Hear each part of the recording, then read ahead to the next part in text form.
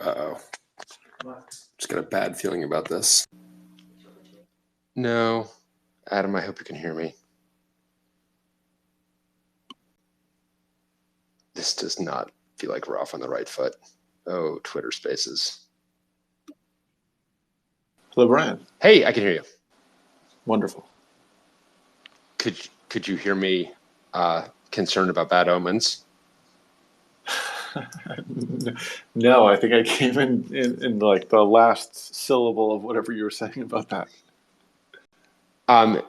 It is your buddy Lucas who is joining. There we go. Hey. Hello. Lucas, Adam said, hey, do you mind if my buddy Lucas joins us? He's at Apple. I'm like, are we talking about the same Lucas that I've known for 20 years? It feels like why would you introduce him that way?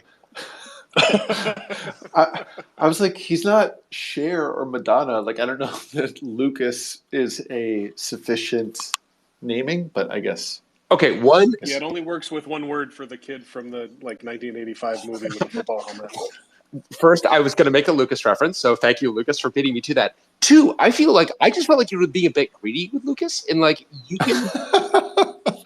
I mean, like Lucas, we're friends, right? I mean, are we? Is this an intervention? Lucas, you're still muted. Sorry, yeah. I couldn't find the mic button. Oh, it's the old I couldn't find the mic button. Boy. I'm also going through a tunnel. You know, one thing I miss is that hanging up has lost its social currency. You used to hang up on someone. Absolutely. And now that means nothing. Now you have to be like, I am intentionally hanging up the phone. I'm about to do it. Oh, damn it. I can't find the button here to hang this thing up. It's like, where is the app? I got to return the call. I'm going to hang up on you right now. And as a result, like my 17-year-old now hangs up on me all the time.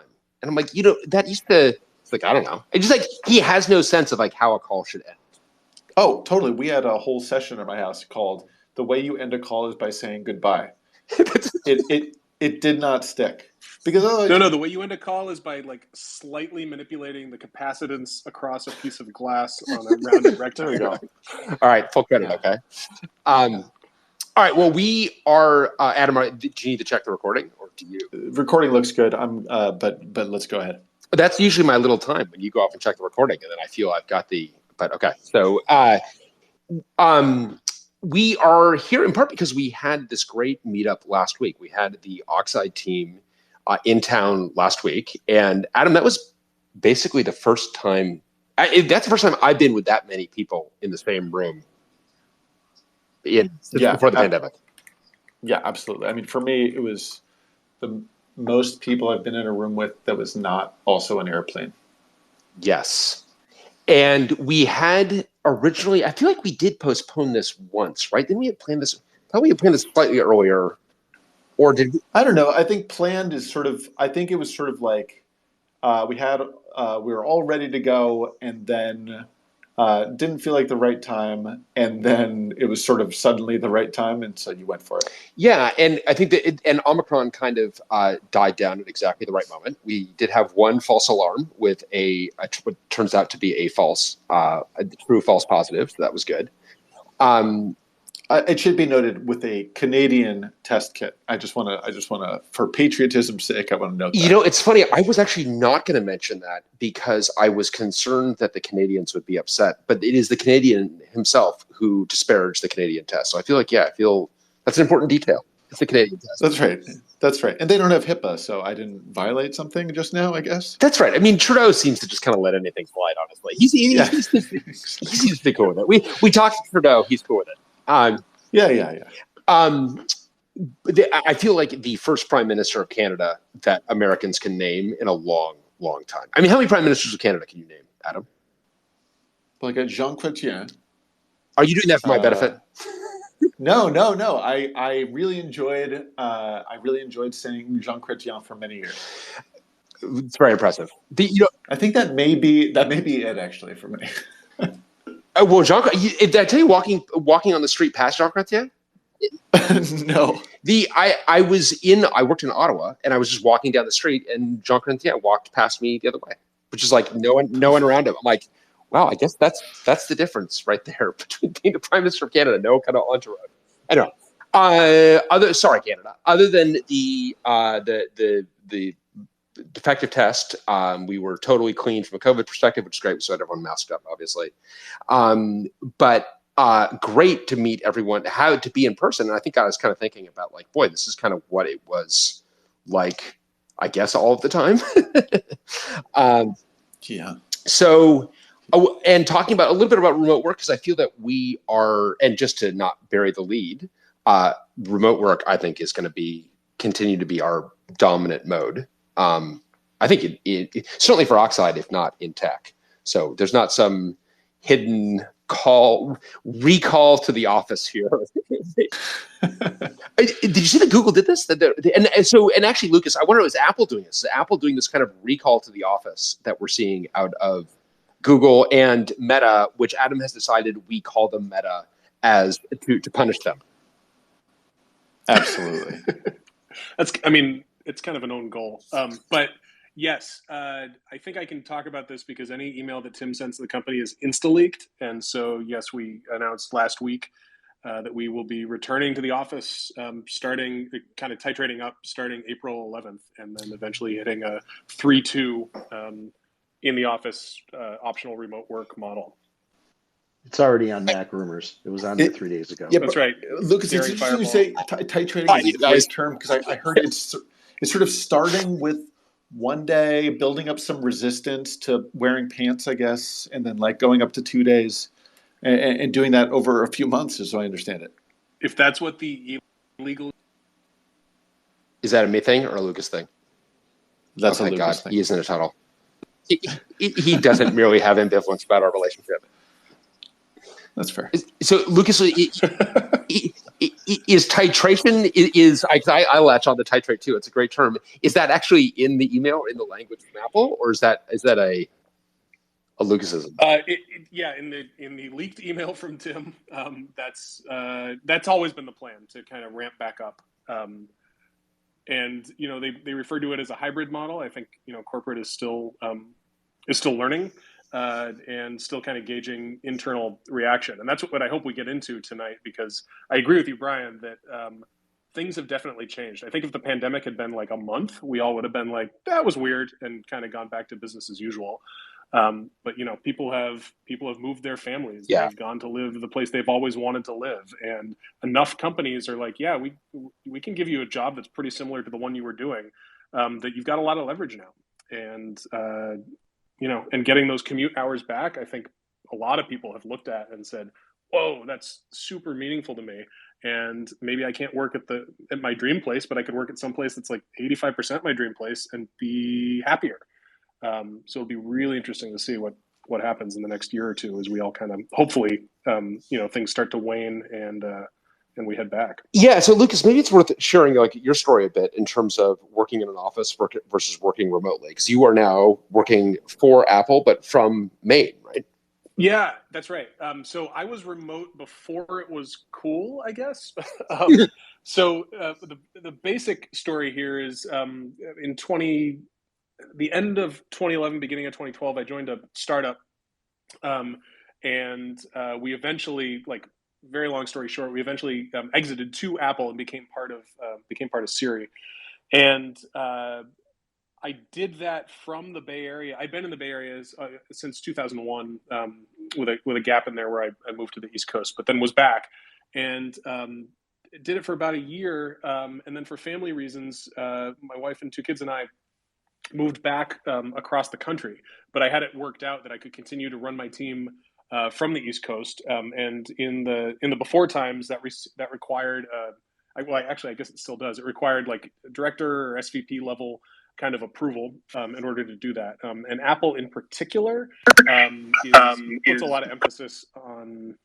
I'm getting an echo of myself. There we go. Puts a lot of emphasis on kind of the water cooler conversation. Obviously there are parts of Apple where you need a soldering iron and a lab bench to do your job, but a lot of people that do software too. But the same emphasis on in-person collaboration has been there, regardless of what part of the company you're in. But be that as it may, I kind of carve out a niche for myself where I run my team. There are about, I think, 13 people that work for me. And we are split mostly between the Bay Area and Seattle, with me kind of as a singleton on the East Coast. And again, in the before times, I would fly back west probably every 5 weeks for a business week or so. And it seemed to be a model that works pretty well. And for the past, I guess, 2 years now, we've all been an identically sized rectangle on screen. But it'll be interesting to see what happens when folks are co-located again. But it was always the case that somebody was dialing in from somewhere. Either somebody was at Apple Park, or somebody was in Seattle, or going into the San Francisco office. So we've kind of been in this hybrid remote work model for a while, and I think folks are coming around to realizing that. All right, so Lucas, I'm dying to ask you this because I was similar hybrid local remote at Joyent for many years. So we had about a quarter of the team, a third of the team in San Francisco, 2/3 of the team, 3/4 of the team remote. And definitely a lot of our growth was remote. And I really thought, I'm like, part of the reason when we started Oxide, we were hybrid local remote, because I knew, like you, I had done that model. I knew how to make it work. Post-pandemic, though, I realized, like, oh, wow, there were I thought it was true hybrid local remote, but there were so many things that we did post-pandemic that really, truly enabled remote work that we were not doing before that, that when I look back at the before times, I'm like, it was a lot harder to be a remote worker. And the remote experience at Joyent is very different than the remote experience at Oxide. Is that your experience as well? I don't have a ton of stuff to compare it to, I guess, now that I'm thinking it through, because we were always split, right? So I was always dialing into somebody else's, video session anyway. Right. So, and it was very rare that more than two people in a 3 or 4 person meeting were co-located. So I think we were kind of doing it from the beginning. And honestly, the thing that makes me, I see a couple of other Apple folks have joined as well. Something that makes me a little bit concerned going forward is really the conference room booking situation. That was like the toughest part of all of it. Like right now, I can just say, dial Brian and Adam, and we can have a meeting. But when you're in an open floor plan office situation, you actually need to secure real estate in order to have those meetings. So I think it's going to be harder. And how much worse were those meetings? Just to be clear, like when some people were dialing in from a meeting room and they were approximately 20 pixels worth of face on your screen, and they were talking to a microphone that was on the other side of the room. How much worse were those meetings for you? Yeah, I think that's exactly right, Ian. Because the nuance and kind of subtext that goes on when you can see somebody's face in sufficiently high resolution is a very different thing than one of 3 people in a they're not directors of photography setting up these these teleconference rooms, and the lighting is bad, and you can't. It's super not ideal. You're better off on the phone, I think. So I'm not sure if I'm following Ian's point or not, but and maybe to clarify, I'll offer my own position on this. The one thing that I am never going back to is just meetings in conference rooms, because especially once the number of people becomes even modest, it is way harder to read everyone's body language at once in a conference room. And it's much, much easier on a Meet screen. Maybe this is a controversial opinion. No, I think I agree with that. I don't know. Well, Ian, you speak for yourself, but I think your point was more like, hey, just the sheer geometry of the camera and the amount of space somebody's occupying on the screen, it makes it impossible to figure out what their take is. Ian, that's definitely a big portion of the of the complaint and or the observation. The other piece is just when you have one person who is on a television on the side of the room and everyone else is in a meeting room, there's a really big disparity in ability to like interject and be present and part of the flow of the conversation. But it's still, even if you have 1 or 2 people in a meeting room and the rest of the people are on a screen, it's still a degraded experience. It's just not it's not as good as just having those people dialing from their laptops, at which point you're like, what the fuck are we booking a meeting room for? This is silly. Totally. Well, I feel this way. So Steve's on, and Steve is often at the office, and I actually find it easier when he's dialed in from the conference room. Yeah, he's the pixels are so small. It's just harder to get a read on. And I also find that we've now adopted and Adam, I'm dying to ask you if you found this as well. We now adopt like really exaggerated motions, like the exaggerated thumbs up. Like, surely this is not just an Oxidism of people like really sticking their thumb like right in the camera to know like I agree with you, or the like, can you see my screen? Right? Can you see what I'm sharing? Can you see what I'm sharing? Right, but in terms of like when I agree with someone or when people agree, they give a thumbs up in a meet. Adam, did you find yourself doing this in person? No. You mean like last week when we were in person? Like last week, yeah. I don't know that that's carried over into my normal life, nor do I like wave goodbye when I'm exiting a conference room. Are you shaming me right now? Are you saying No. Did you wave goodbye at the end of a meeting? I didn't wave goodbye, but I gave like 2 thumbs up during a meeting, and then I kind of like discreetly tried to cover up my brazen thumb. You tried to like fold your Fonzie gesture into something.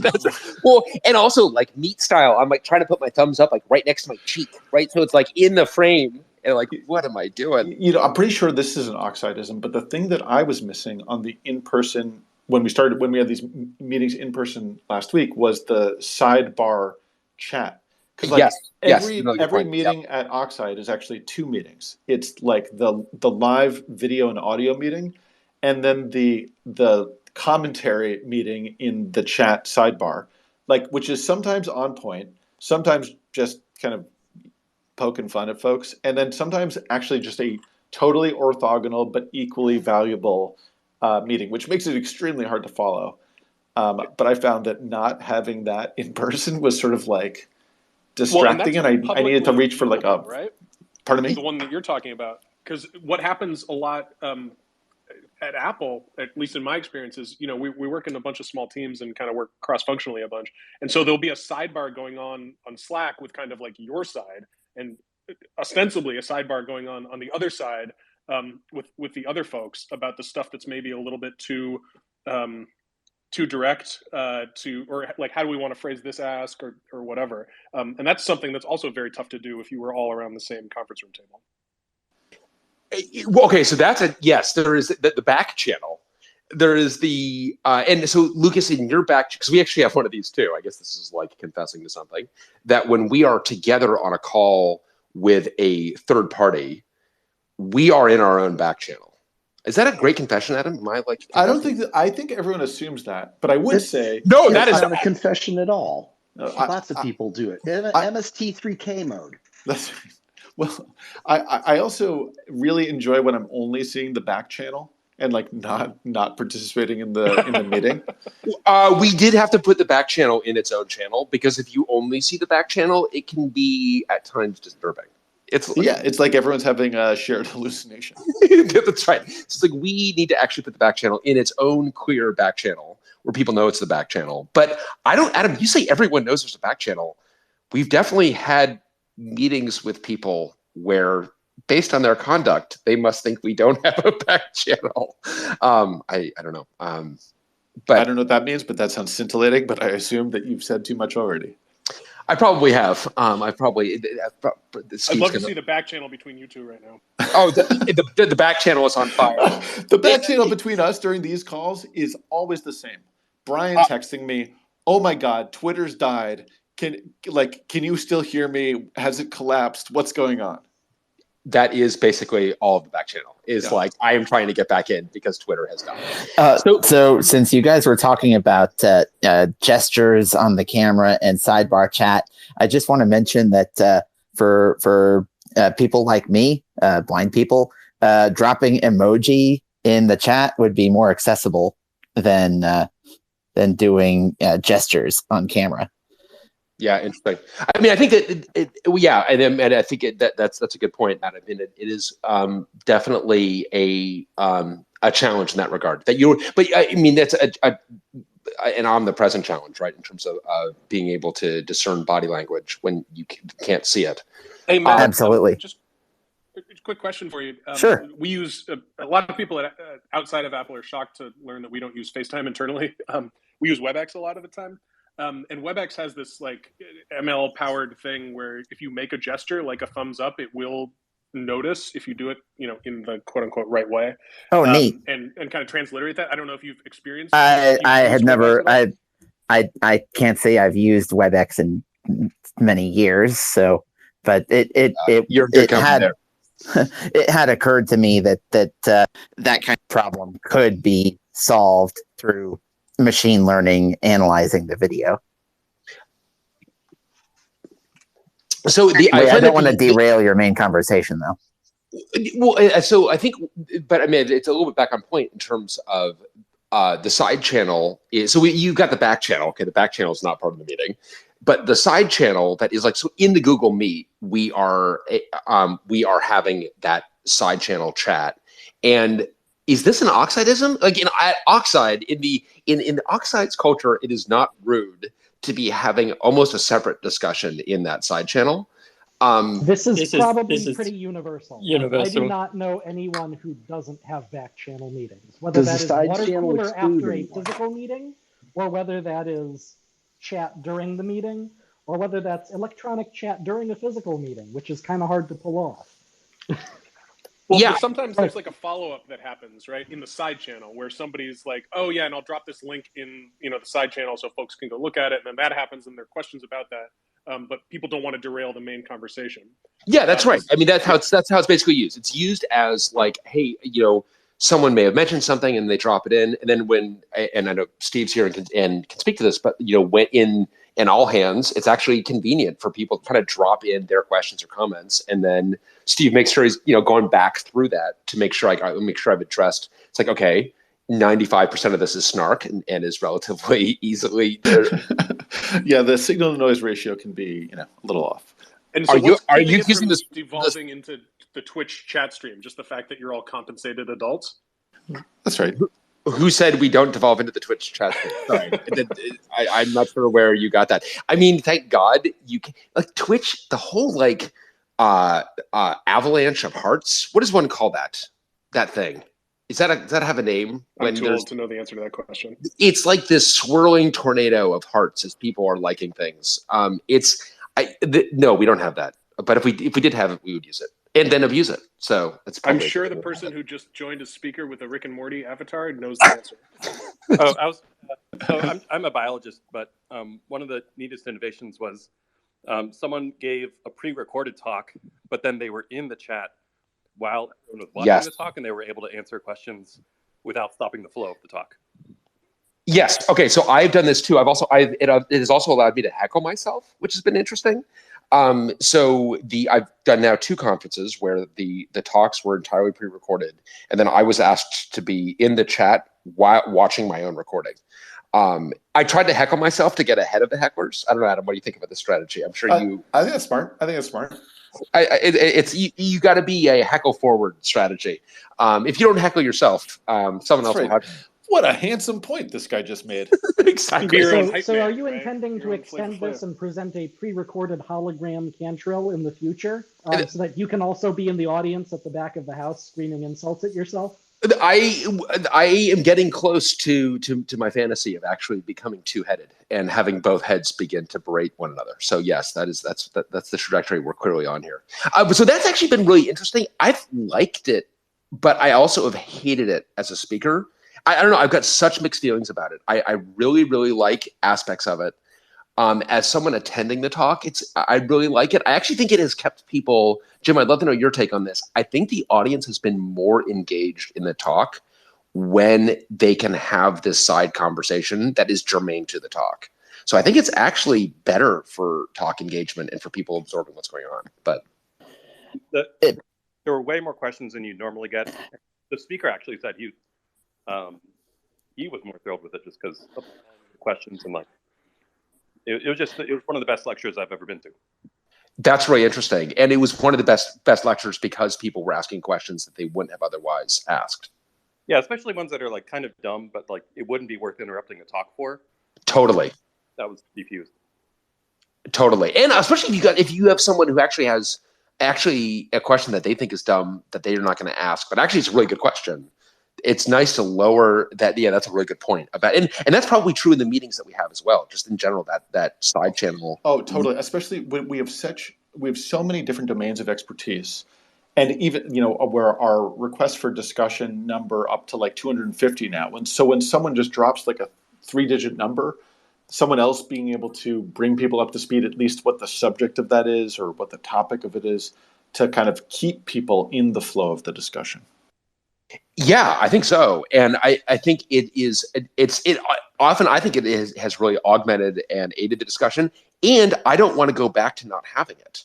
So like, it feels super weird to go into a conference room and just have a meeting. It feels like it was disorienting last week to just be like, I am in a meeting. And also, like, I guess I get sort of itchy too, like needing to do something or type something or look something up. I don't know. Maybe this is my own problem, but I found it again very foreign to be in a meeting with like a single thread of conversation. I feel like my meeting resentment has gone down a bunch since full-time remote work, because you can do that if you are stuck in something that you like. It would be perhaps impolite for you to drop the call, or in real life to like get up and walk out of the room.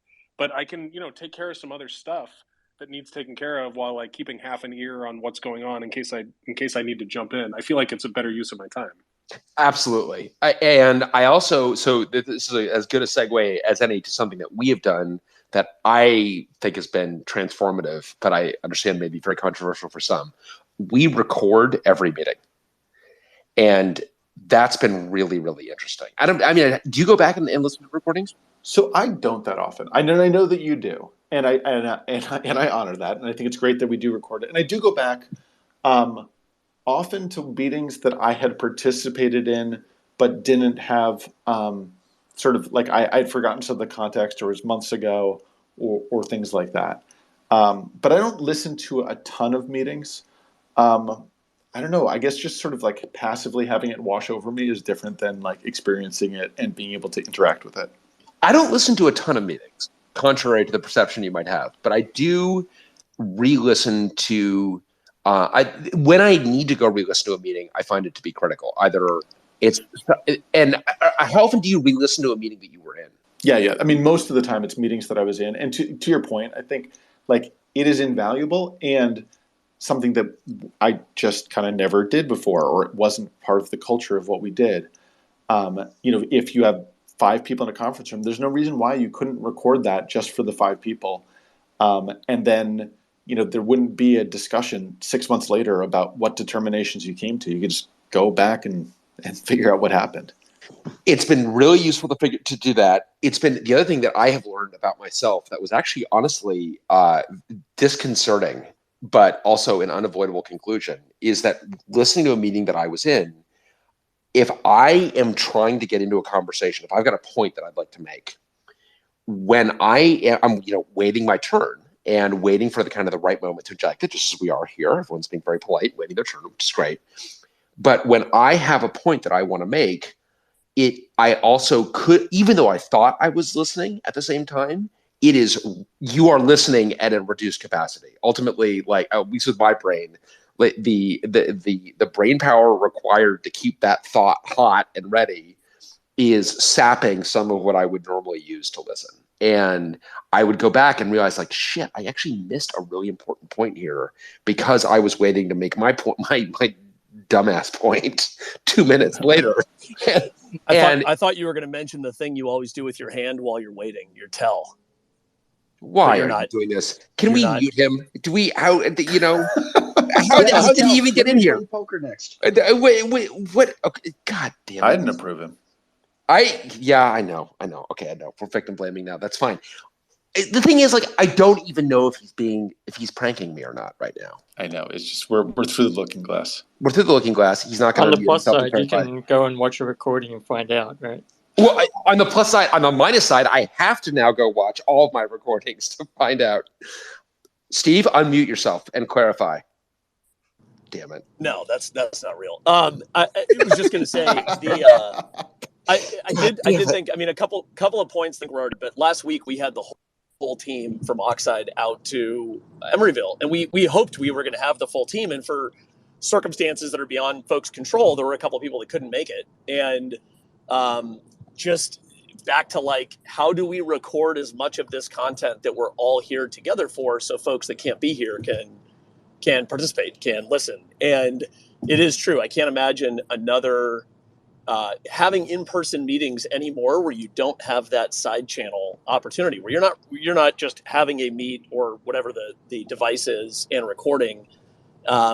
In addition to enhancing the content, I think what I've found valuable is, as Adam mentioned earlier, when conversations are in chat are kind of going in a different direction, something that normally would be a question in a meeting that would derail the meeting, someone else can take on that question and drive that to ground, all while the rest of the meeting is ongoing. Yeah, that's a good point. Yeah, where someone actually, and then someone could be caught up, or no, that's a very good point. Something that normally would have, and Lucas, maybe this drives to your point of like feeling less meeting fatigue. Maybe the side channel is part of that, where some of the things that would have derailed the meeting now don't need to. Yeah, I mean, the whole like this meeting could have been an email, this email could have been a Slack. Like you can handle those things in real time now if they come up, and just say, yeah, okay, we'll pick that up in Slack. Let's keep things moving. Yeah, that's it. That's interesting. And the other thing I would like to just put a shout out for, because I found it to be very useful.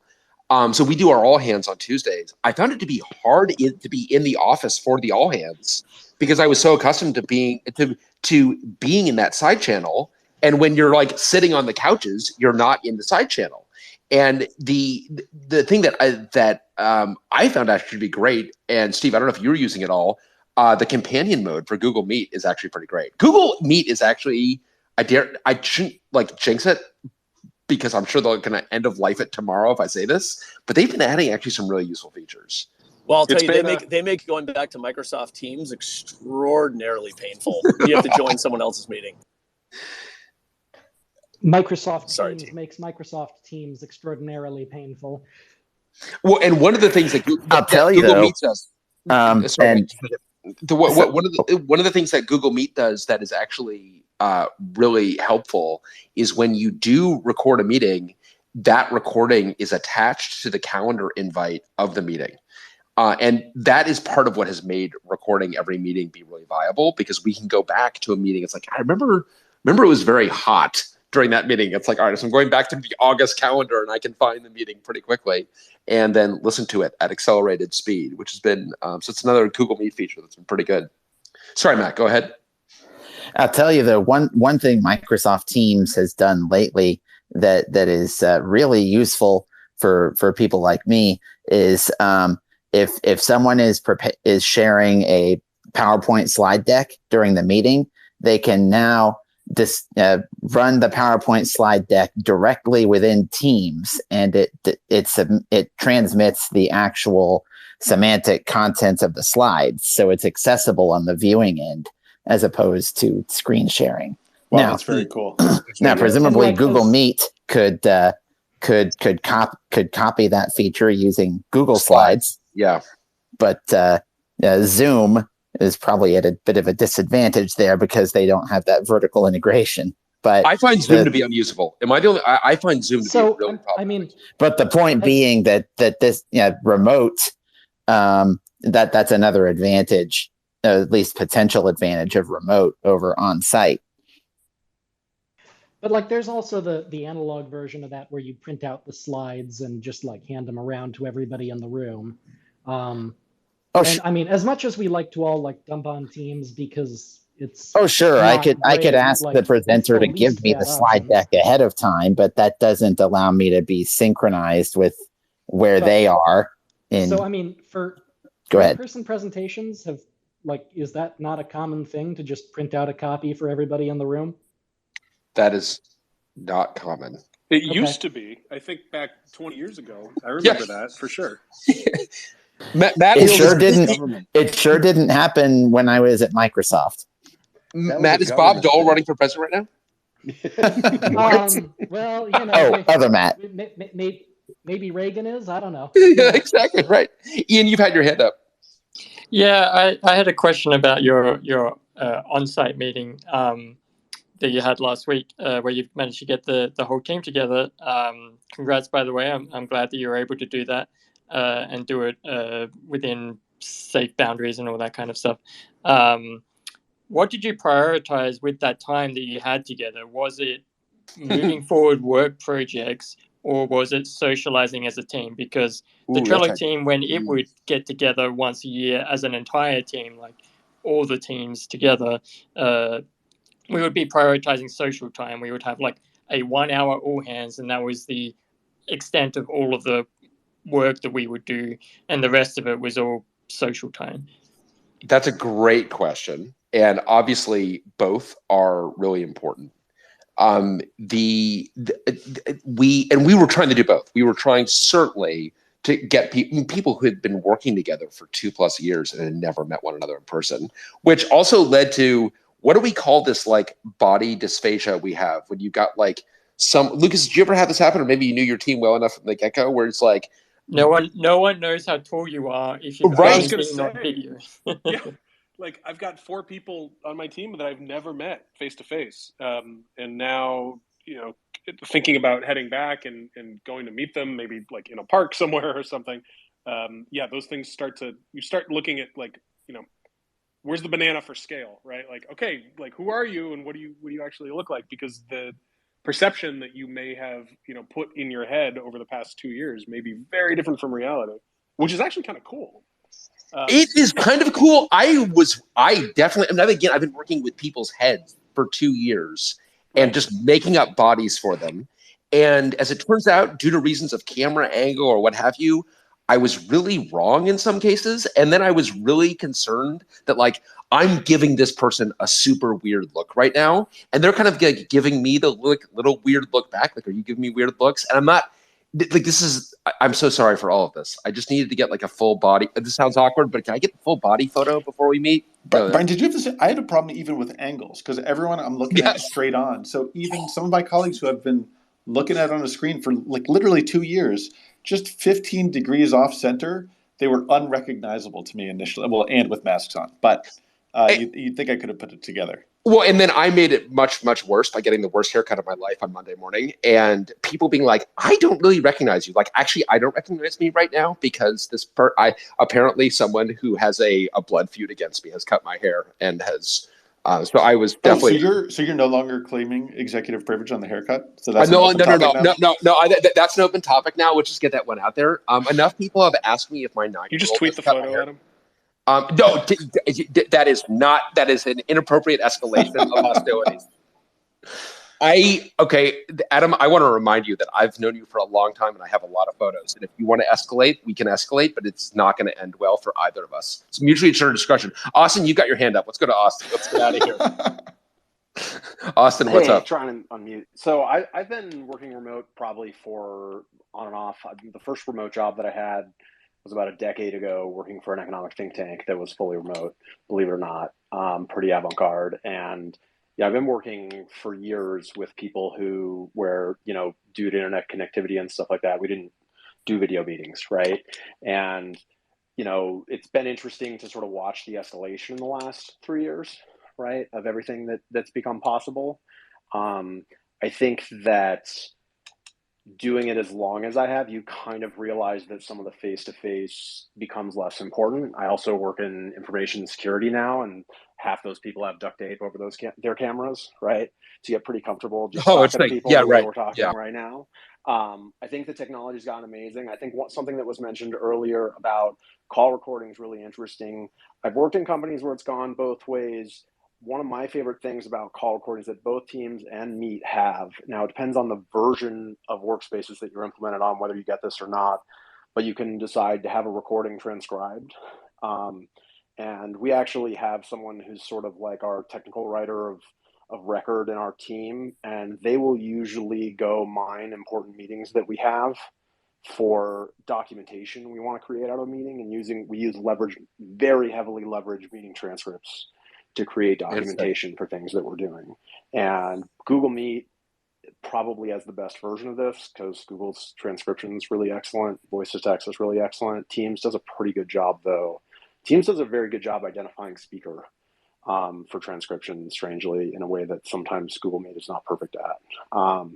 But then, within that, what I've also found, especially as like workplaces have started to recognize neurodiversity in teams, I've worked with remote teams in the last 3 years where we actually had a meeting in a Teams room, and it was requested by a neurodiverse team member that we not use the dial-in. And so we used the meeting to screen share, to whiteboard, to do different things, but the meeting was conducted entirely in text. And I think that's an interesting thing about the like sort of rocket ship improvements in these technologies that make it a lot easier for different kinds of team members to interact with each other and to sort of not be forced into that space.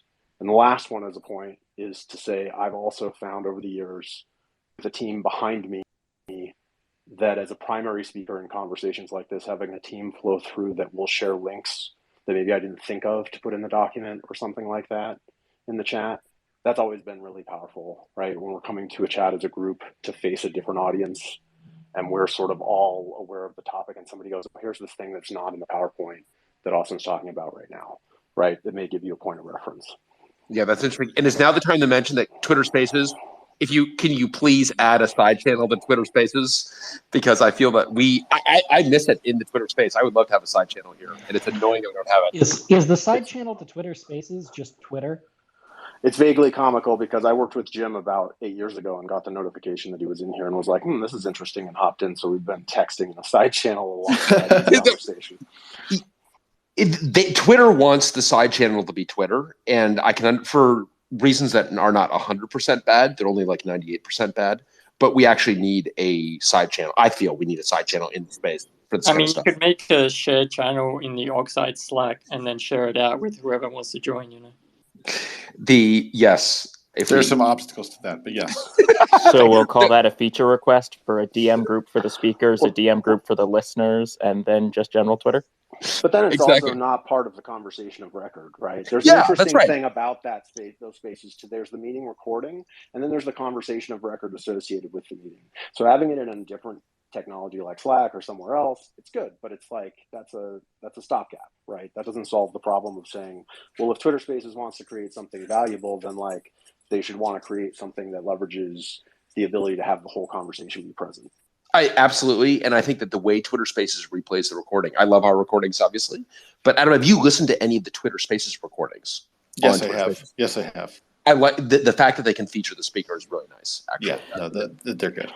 Well, it would be great, right? If they replayed the tweets at the same time, right? Like if you could watch it and have the tweets play out as the people were speaking in the conversation that went along with the conversation, that would be really neat, right? As if it was flowing on the screen in front of me. So I want to go to Aaron. I know Aaron and Dan have both had their hands up for a long time. So Aaron, I want to go to you.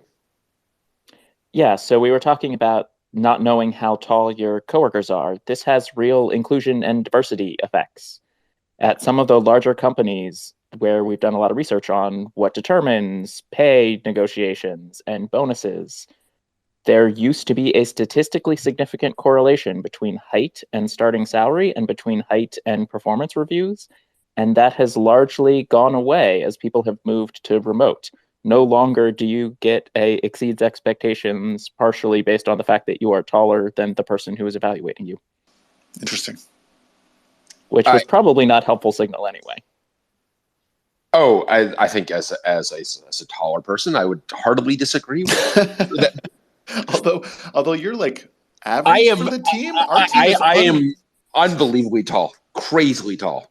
I would say briefly that it does cut both ways to some degree, in that you get less office water cooler chat about the fact that this person thinks they might be underpaid, but they feel uncomfortable about raising that in any of the company authorized communication channels. So they don't really have an outlet by which to discreetly ask a colleague or a coworker, like, hey, is this within the bounds of reasonableness, or am I getting screwed here? Well, I think that's a great topic, not even just on that note specifically, but I think more general, that kind of water cooler conversation. Before we get into that, I know Dan's had his hand up. Okay. Lucas said something very early on that reminded me of, no, this is a good thing. It's a parameter that remote employees have to sort of tweak depending on their job and the situation. Lucas, correct me if I'm wrong, you said in the before times you would visit Apple Park every 5 weeks and spend a week there, right? Did I hear that right? Yeah, give or take, but yeah, that's about right. Okay. I have a word for that. I've been a remote employee of varying degrees for the last 20 years. I call that a pilgrimage. How often do I pilgrimage back to the mothership? When I moved out here to Massachusetts, that was Sun Menlo Park. And then it became Nexenta, and then it became OmniTI, and then it became Joyent. But every remote, whatever level of remote I've been, I have to figure out how often am I pilgrimaging to somewhere. Now, for Joyent, that pilgrimage interval was 6 months, which I was kind of surprised at. I normally expect quarterly, but that was too infrequent, you felt. It was less frequent than I was used to. I didn't think it was a bad thing. Yeah, it's just a parameter. It's a parameter I need to negotiate and or discover. Right. And who do you synchronize those pilgrimages with? Just your team, some wider org? That's a damn good question. That's another thing to think about when you're doing that. Is it just your team? Is it a greater company thing? Hell, it might be both. Maybe your greater company thing does something once a year, and you got to make sure that the quarter pilgrimage for that one coincides with that. Yeah, and then we at Joyent, obviously, we tended to have folks come. We tended to do a meetup. I think actually 6 months. I think it was probably more like 9 months to a year that we had kids for meetup. I think you're being overly generous to Joyent. Yeah. And those times were great. Just like this past week was great. Mm-hmm. They do tend to be exhausting. I mean, they are 100% on. And Adam, I don't know how you felt. I mean, I'm dead. I mean, it was just every night. I was just as tired as I've ever been. I mean, like 4 days in a row, putting on pants, leaving the house. Like, it was just crazy. Well, not even that, but like the intensity of conversations, the intensity of fun afterwards. Yeah, absolutely. I mean, yeah. Now, I would also say that, and I felt this way too at Joyent, and definitely at Oxide, because there was a somewhat infrequent cadence to it, it does end up being a great and intense experience. Like, people don't squander it. And you know, there was, I think, the earlier question about how much work did we want to get done. I mean, for us, it's we're doing something very aggressive. It was this could not be exclusively socialization. Ian, you were saying that Twilio, there's this emphasis on socialization as well, which we obviously wanted to do, but we definitely wanted to get people actually working together. And Adam, I don't know, after the first day, I was like, are we actually going, how is this, are people going to be in are people actually going to work versus all this other important stuff that we need to do? It's interesting you say that, Brian, because I think I entered the week thinking, okay, these are the tactical things I want to get done. These are the things I want to demo. These are the specific collaborations I want to have. And then almost immediately, almost when I walked into the room, full of 40 plus other folks, I just wanted to grab onto these humans and talk to them. And is that because of my haircut though? Isn't the first human you grabbed onto me, and the first question you asked is if my 9-year-old had cut my hair? No, the first question first of all, that was not the first question I asked. That was only the third or the fourth. And actually, initially, Brian, I just didn't. I was like, "Who is this colleague of mine who I've never met before?" Oh no. But I think immediately it shifted not to just hanging out and getting coffee with folks, but a different kind of work, the kind of work that was small groups of people meeting in rooms and then grabbing other people, saying, "Hey, who else we need to include in this conversation?" And that's something that I think that we are not good at, certainly something that I'm not great at, of just reaching out and yanking people in, even though arguably it's easier online because folks are at their desks. But I think there is a hurdle towards interruption that takes some time to get over. Yeah. That I think. Sorry, go ahead. Sorry, Dan. Go ahead. No, okay. But it's that sort of jumped up activity that's different. And that's why a 5-week interval between pilgrimages seems a little intense to me. But that's because I know myself and I know my team and I know my situation. It's probably very different for especially in everybody's at the office culture like Apple. But I'm curious if other people have different ideas of pilgrimage intervals, or maybe like, oh, 1 out of the 4 I do in a year is really intense, and then the other 3 aren't so bad. For me, as an engineering manager, a lot of it is about the one-on-one time and being there, and not about like a big summit that we're all trying to get together for, although that happens too. But it's really about the personal connection, which I feel better about in a room with somebody. Now, again, we've managed to make this work for 2 years the other way. But actually, I mean, I guess one question I want to ask, and I don't know if this is the time for it or if we're going to go there, but it seems like everybody's been pretty pro-remote so far here. And I wonder if folks want to play devil's advocate for a minute and comment on what we think we're losing by being, by trying to be more and more remote. And for me, as a manager and trying to help people, kind of shepherd their careers as a big part of my job, the one-on-one FaceTime is different for me if I can be in a room with you than I can, even over a one-on-one Zoom. Yeah, that's a great question. I know, Jake and Jason, you've had your hand up for a while. Tom, I don't know if you wanted to weigh in on that exact topic, but I think that is interesting in terms of like some of the things we're losing. I definitely, or Adam, I know you like to take the other side of this. Do you want to? Yeah, I see a bunch of hands up, but I do want to speak to this specifically, which is like, I don't like remote work, and I like it better now that I have childcare. There was there was a long period of the pandemic where, at any given moment, a possibly naked 3-year-old could come wandering into frame, including like during interviews where, I needed to apologize to candidates, just be like, look, I can't get rid of him until you wave hello. So, you're like that CNN guy, but like so much better.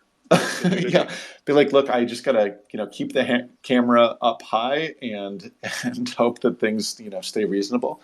But like last week, being in person with folks just filled up my cup in ways that, like, it has not been filled in a long time. Like, and I'm also, and I think it took me a while to figure out some tricks for working remotely. For example, I don't work on anything now unless it really can't be avoided, that is a one-person project, because I just like die on these little islands.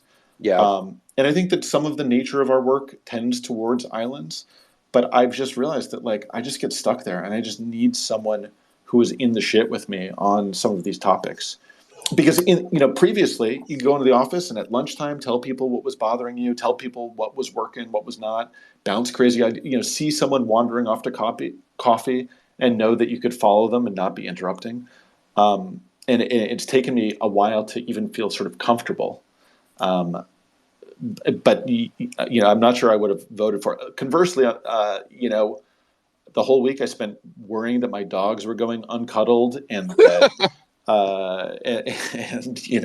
needing to like look presentable several days in a row. So maybe I'm just not cut out for work, full stop. That's right. Exactly.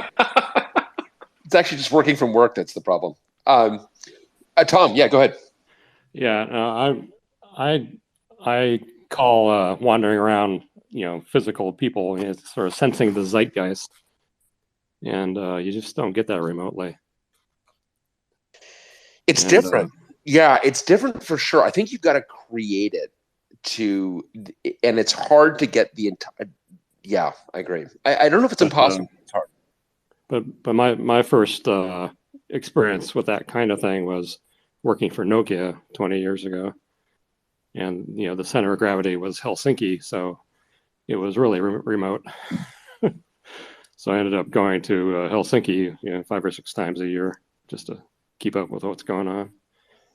Well, and I do think, and just in kind of the way that you phrase it, and Dan, the way you phrased it earlier, pilgrimage, I do think that one of the challenges that you always have, and I don't know, hopefully we don't have this problem at Oxide, but it's hard to tell, is this kind of asymmetry between those that live close to the office and those that don't. And it's just it's very easy to kind of create an other. And Lucas, you must see this with kind of different geographies. And it's like people want to kind of recreate geographic-based civil wars. I think that can be a challenge to kind of not to allow some of these things to transcend geography. Yeah, I mean, especially when you're dealing with time zone extremities too, because we've got folks in Europe and folks on the West Coast, right? So it's like a 9-hour swing between them. So like finding where you can align there is a, kind of a scheduling trick in and of itself. But also like the times you can't align there, what can you do to keep kind of like, I don't know what the right word is, but like the confluence of things that need to happen to make everybody feel like they're part of the same whole. Basically following the sun is a whole other thing, right? Those people will even if they're in offices, they'll never be together. So what needs to happen there? Plane tickets, or is it just being smarter about how you organize? Well, and I think actually time zone is a huge issue because that is something that you can't. No amount of technology is going to solve that. We are diurnal people, and I mean, for us, we're Pacific based. So even I try to be respectful of folks on the East Coast.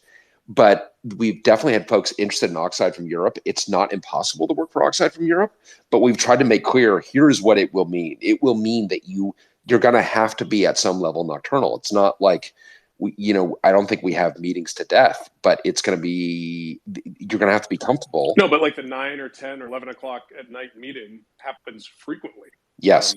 At Apple, for sure.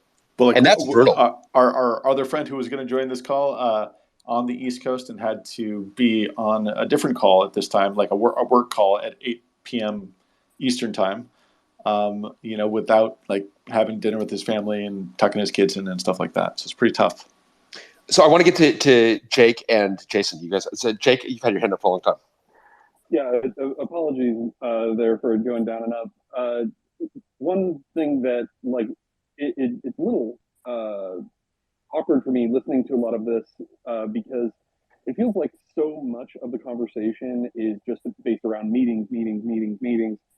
And what I like, it's funny because over the course of the pandemic, I feel like I've gotten actually worse at this, possibly because of so many new people to the remote style. But the thing that has always been the most successful on most of the remote teams that I've seen the most success is transferring to much more of an asynchronous work style where honestly your ability to write and your ability to document and your ability to bring things, like bring people together in a way that does not depend on time zones helps a lot. And this isn't just so that, for example, you can work with people, on the other side of the earth. It's also quite simply for the case of like, maybe you're planning on getting some of your work done that evening because you plan on picking up your kids at like 2:30 in the afternoon. And does it actually matter whether, you're present for that meeting? I personally feel at least that the vast majority of decisions that are made in meetings, one, probably weren't decisions in the first place. Like they were probably already made and it's mostly just, getting the information out to everyone. Yep. And then also on top of that, it just often feels like, frankly, people kind of come to meetings not prepared. Like they haven't actually thought through what the work is that needs to get done. And so that happens in the meeting. And so that's where I to be honest, I almost feel like the future of remote work, going back to the title of this, isn't around the meeting at all or anything like that. It's how we almost like essentially it's all about asynchronous communication becomes the primary, and how do you become more effective at asynchronous communication? Totally. So a bunch of terrific points in there. I think you're right. We are absolutely over-indexing on meetings. I think I'm leaving the implication that we do decide things in meetings. We actually deliberately do not decide things in meetings for all of the things you're talking about. So we've got a process. We've blogged about it in the past. Our request for discussion process, RFDs, definitely inspired by IETF RFCs, inspired by the RFD process that we developed at Joyent. But we believe really emphatically in, arguably to a fault, in writing down ideas and not deciding things in meetings. And I actually think that right now there's a bit of a gap in the universe in that we are kind of cobbled something together that's kind of between GitHub and we would like something that has the rigor of Git as a backend with an ASCII rendered backend that has the collaboration of a Google Doc. Adam, correct me if you. Absolutely. I mean, I think Google Docs are great for getting multiple people on multiple keyboards and pointing out specific areas of concern and commenting around those.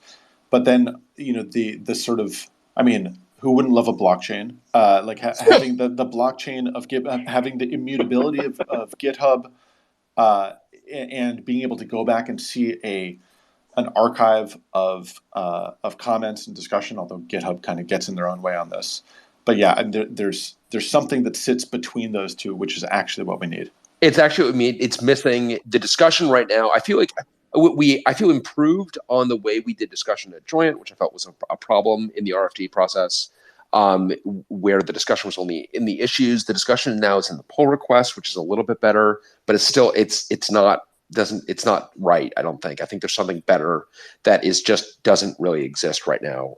For us, it's very important to ultimately have that blockchain. I apparently need to call it but that's been Adam, I feel that's been a critical tool for us. Absolutely. Super important. And I think the other, a couple of comments about documentation rather than live decisions, and also neurodiversity. I've worked with some folks who just kind of are very uncomfortable shooting from the hip in any way. Like they really want to look at the documentation and pour it over and then come to a reasoned decision.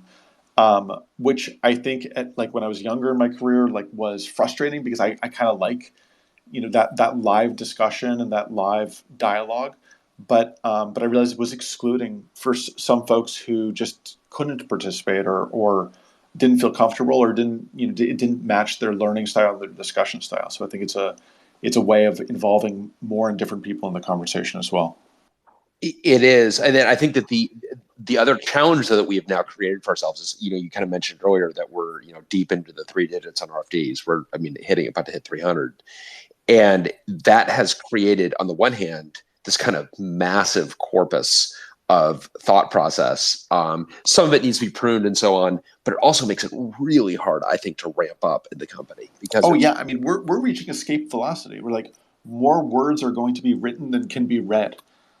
Yes. So knowing all there is to know is going to become untenable insofar as is currently tenable. But I think that becomes a problem of then, as you're alluding to, curation and sort of summary and different ways of educating people about the contents of those things. Yeah. Jason, you've had your hand up for a while. Yeah, so this might sound a bit bolshy, but I would just like to ask if people have considered that whether they think the tech industry extends to the service delivery organization as well as the product creation organization, because it was interesting for me coming from an academic environment, which was a bit of a sheltered workshop, where I was surrounded by people with postgrad degrees. I got a bachelor's degree in CS and, philosophy and stuff. And, so we'd have these pretty intense discussions sometimes, and we'd debug stuff, looking over each other's shoulders and walking past people's offices in the corridor, seeing 2 people huddled over a terminal. You would sort of say, hey, what's up?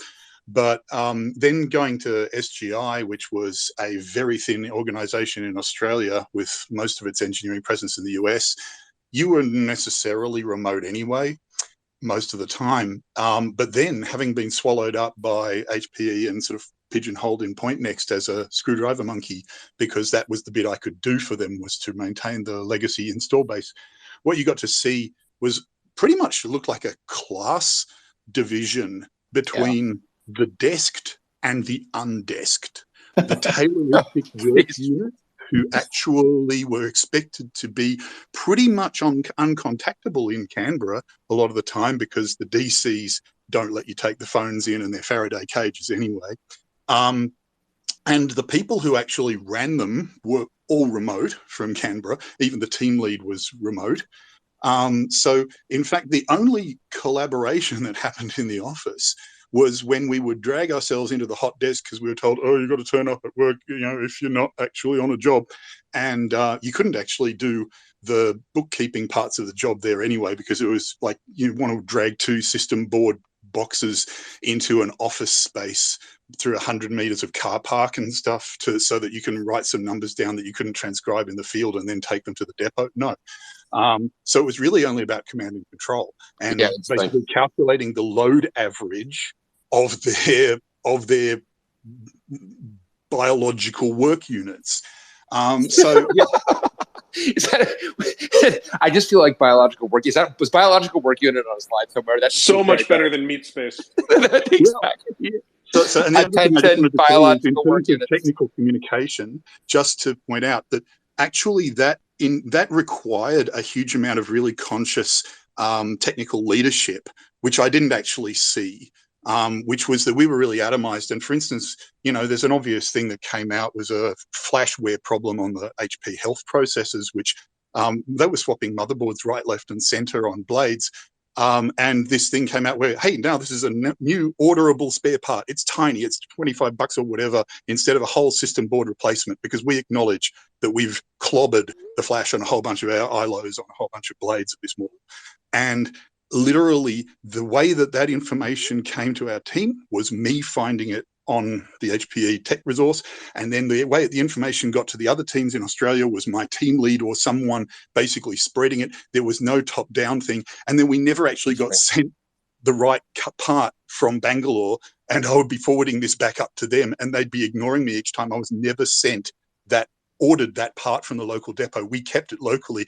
Every time you got a case, you'd have to look in the back end case and then order the part yourself.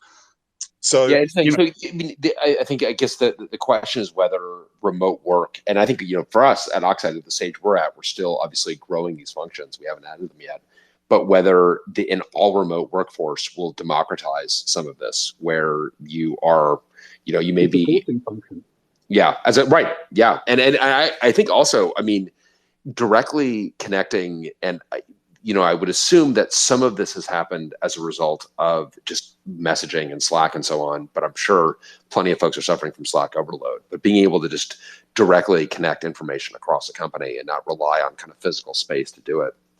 You were kind of frowned on, though, if you went outside channels. And that was the other problem was that the very hierarchical nature of it meant you were supposed to escalate things through your chain, and then they'd come down through the chain from above. Right. Well, and you didn't have a bolshy kind of Slack that you could say, hey, guys, no one else is saying this, but do this so that you can save yourself, a huge amount of time every time you're supposed to change a blade motherboard.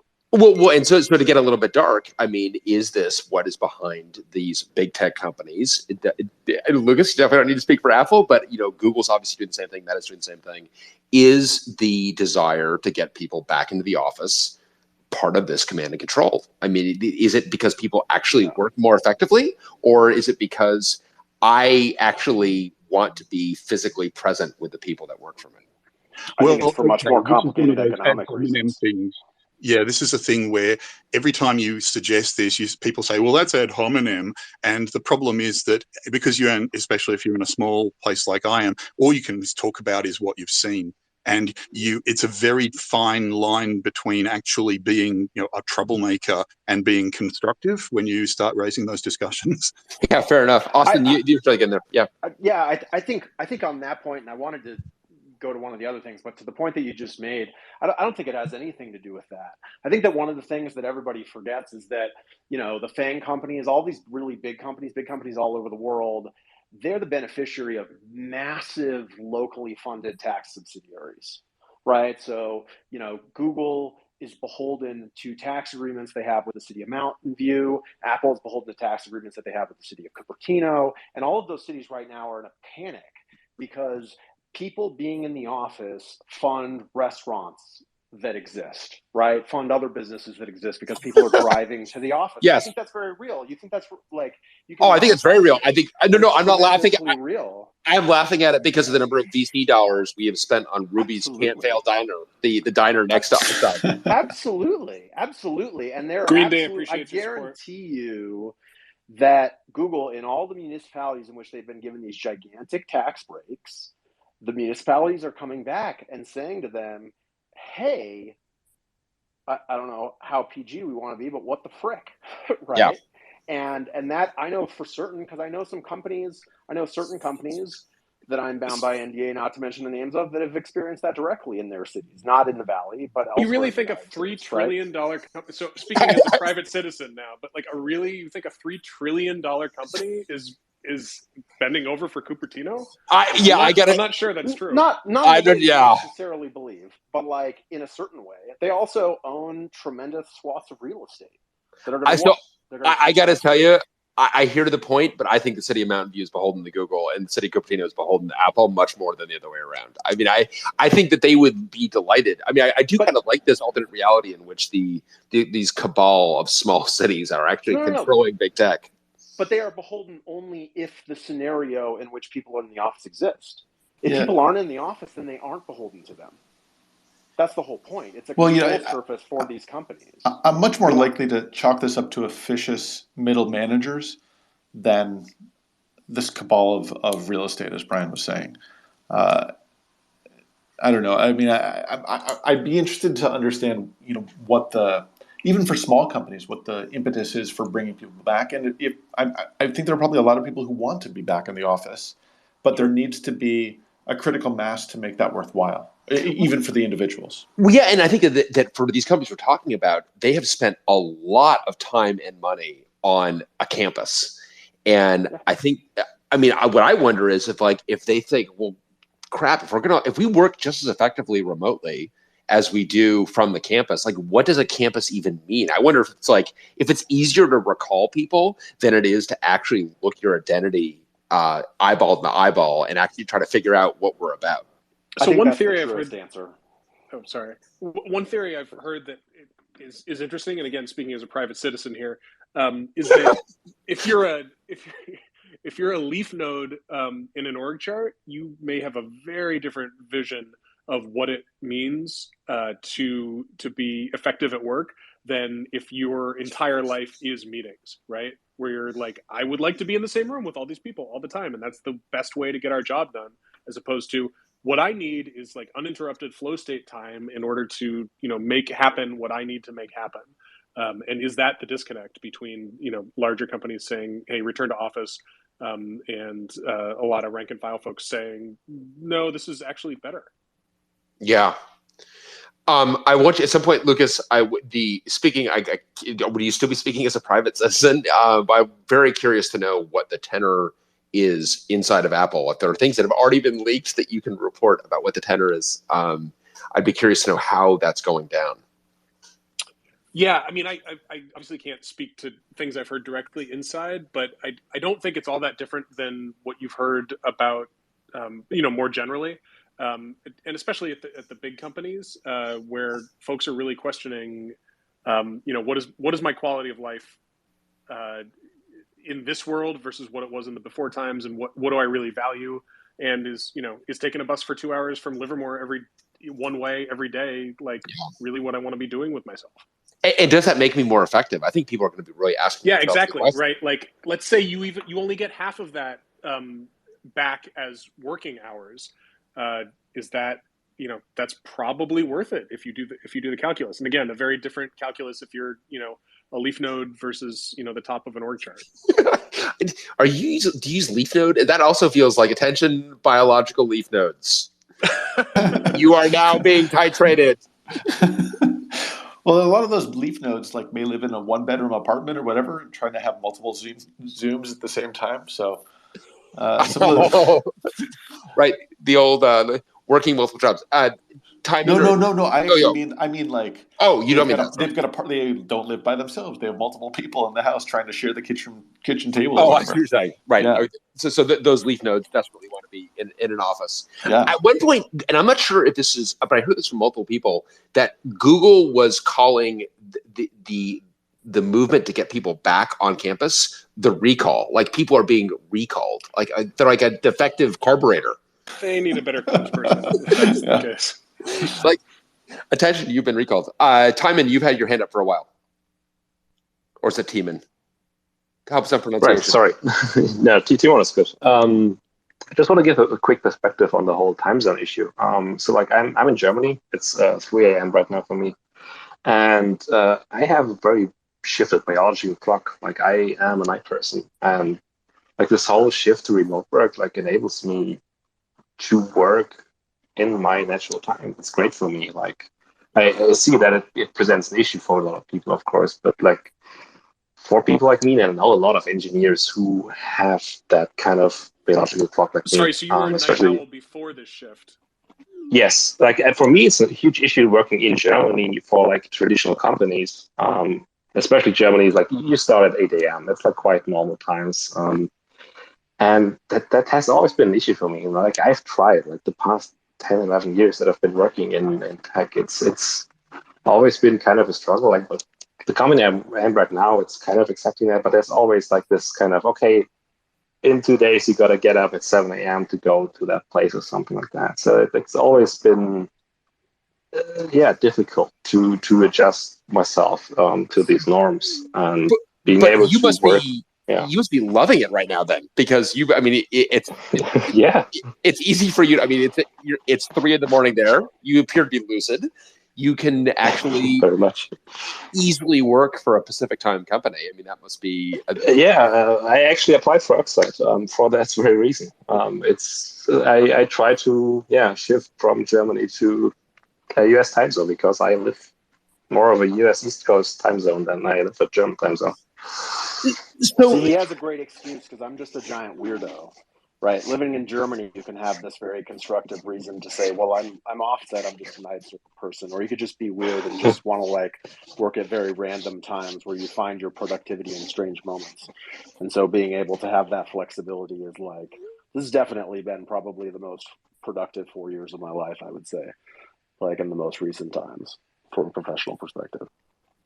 Yeah, that's interesting. I'd be interested, and I Twitter doesn't allow us to easily poll folks, but I would be curious for how many people is that true? I mean, it's obviously our experience has been distorted being at a startup during that period, but it has been for me. I mean, and in part because of circumstance, I don't have a belligerent 3-year-old. I mean, he's not always belligerent. He's delightfully belligerent. Absolutely. Which is man. It's great. He's delightfully belligerent, which is may have been how I thought your treatment of my haircut was, also delightfully belligerent. So I think that and if I feel like my feeling would be very different had we were on we remodeled our house and made it larger, honestly, and our house was really small before, and we had 5 people in 1,200 square feet and 2 cats and all sharing 1 bathroom.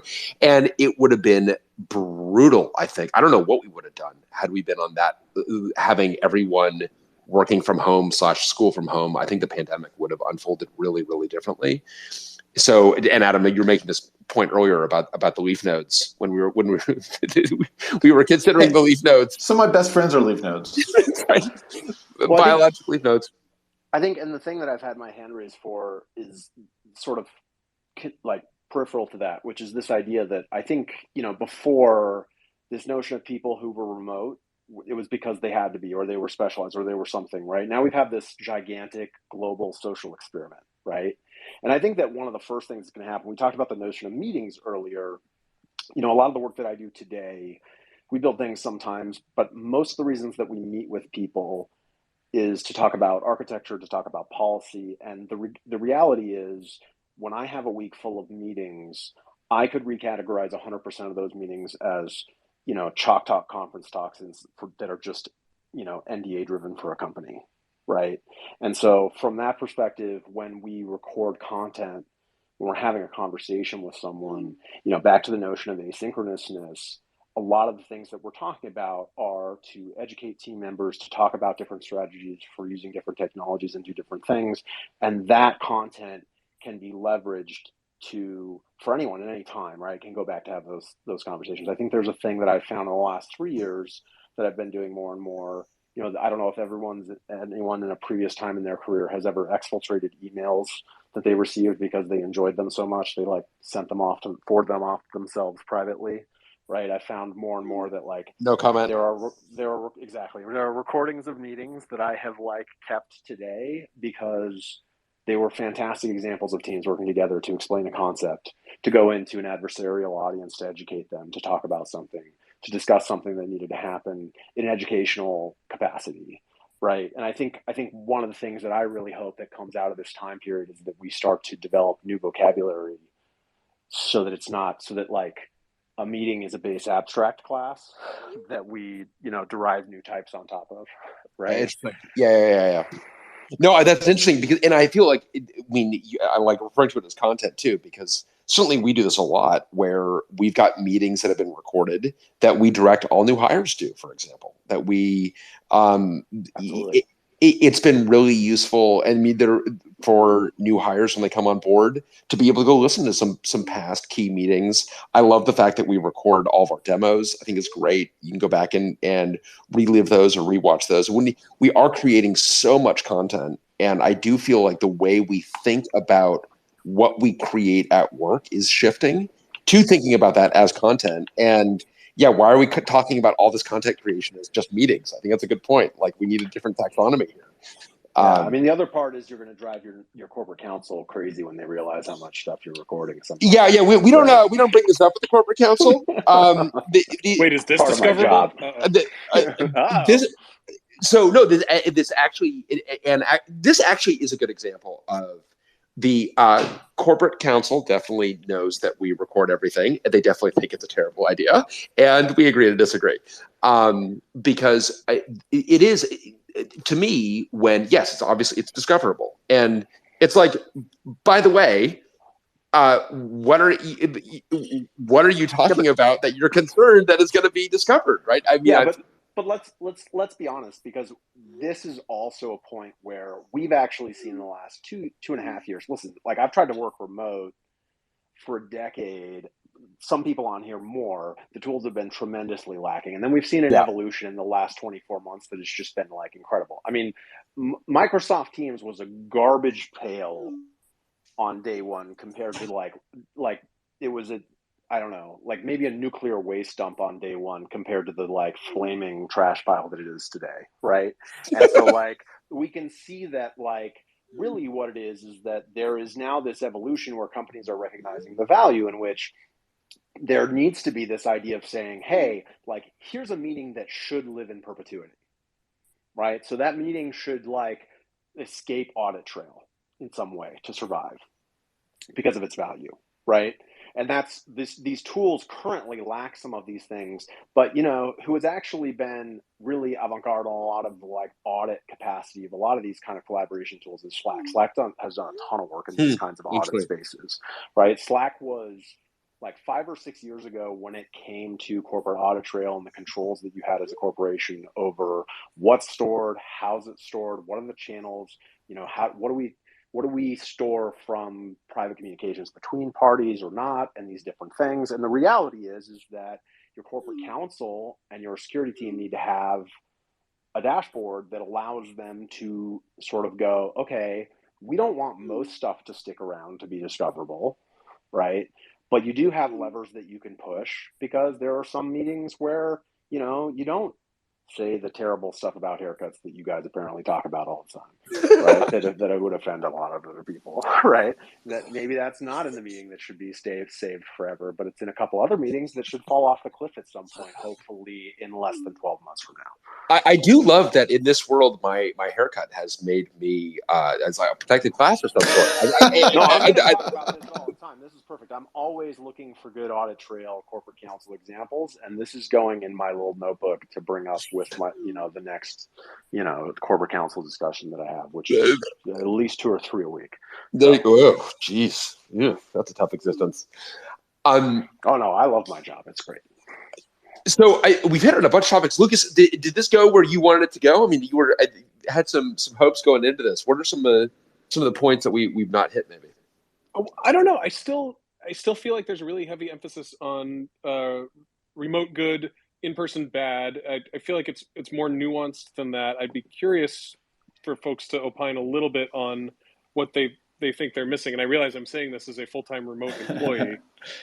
Well, I can tell you that, I mean, even as we get into text more, that it's hard to form rapport on video chats or phone calls. It's even harder in like GitHub issues to make sure that the words you're typing are interpreted in the manner in which you intend.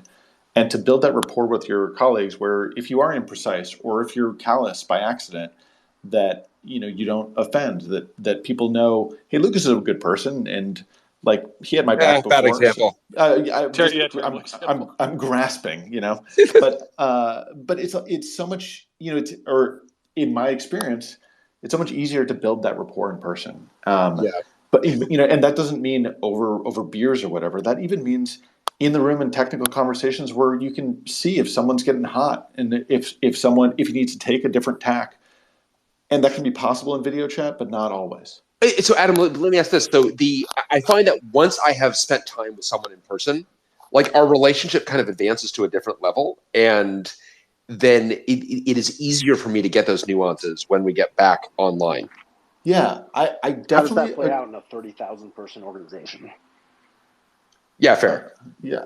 Well, you're not in a 30,000 person organization. You're not interacting with all 30,000 people on a regular basis. You really have probably a core of max 300 people that you actually are in your product group, and even that is a stretch, right? Of the people that you actually interact with. And I think that the big thing that we did that has been a big difference for Trello in the past 2 years compared to the years prior to that. The things we're missing out on are the in-person in the first week, where new hires would all come out to an office. Someone from their immediate team would come out, and we would onboard them in person in the office, which gives them an opportunity to meet some people who are regularly in the office, as well as someone on their team face to face, and start to develop those in-person connections. And then the other piece is just this yearly get together where we would all come together as a team, as a broader product group, and then be able to just hang out for 3 days and meet everyone face to face. This would help so much with the problems that you're talking about, where it's like you don't really compute that there is a human on the other side of that GitHub issue comment.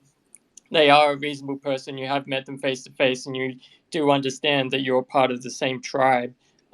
If you've never met face to face, it's really hard to be able to break that wall of, oh, there is actually a human there, I mean, this is the problem with social media and the internet in general, right? I could imagine some kind of like Slack or Teams feature where you got to randomly hear someone else's threads for 5 minutes. Or just popped up on your desktop, because I can't tell you how much. One of my favorite organizations to work with, when we talk about this notion of pilgrimage, they were on Agile.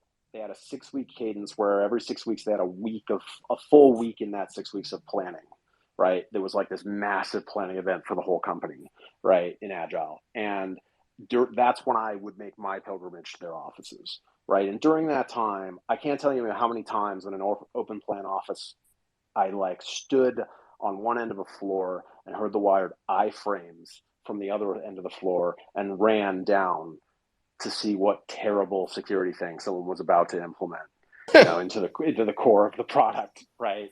And that kind of like chaos, I think there's this chaos notion of in-person, right? There's this chaos notion of you're walking down the hall to get a coffee and you hear someone say something relevant to what you do, but who's someone a whole group, like you talk about this notion of so many people in a product group, but it's a whole product group where, that was a reference to a particular conversation in which I injected myself and was like, you guys should really talk to InfoSec. And okay. They went, that's a great idea. How do we do that? And I said, hi, I'm Austin from InfoSec. Yeah, right. And I felt, Adam, you probably felt this too on that, especially on that second day. I felt like a pollinating bee going around to these various groups of folks that were huddling, and it was great. I mean, and the office I thought there was going to be a din in the office that was going to make it really unworkable, but it really wasn't. I mean, Adam, correct me if I'm wrong. I don't know if you're No, it was sort of. I mean, the office is such that having more than one conversation isn't really possible. Yeah. Like especially through masks. Like I'm not complaining about masks, but I just mean with the very echoey office made it very challenging. And people were basically respectful of that or recognized that and took their sidebars, elsewhere and outside and other places. But so, Austin, you mentioned like this spark on the way to coffee. This is Lucas, you are desperate for the straw man that you can assault on someone defending because this is kind of fair and balanced, Brian. Thank you, One America Network. I feel that like this is the argument for like the spaceship, right? You've got like we've designed that these coffee game trails are designed such that the wildlife will cross and will cross-pollinate their brilliant ideas. How often does that happen in practice is my question. Yeah, that's my question. Are you over-indexing on water cooler? Oh, sorry, Austin. Are you over-indexing on the water cooler conversation, right? That's what everybody talks about. Yes. Like, is it actually happening? How many light bulbs are invented because of that? Yes. Well, let's talk about who. Well, so hold on. Before that, I actually like in that water cooler conversation, can you think of great moments that happened at literally at the physical water cooler? Because that's a terrible example. I'm always walking to the bathroom. Sure. Much more embarrassing. I'm always on my way to pee, and I hear a group of people I've never met before about to do something really terrible and stupid, and I'm compulsive. That's how the story goes. Almost 100% of the time.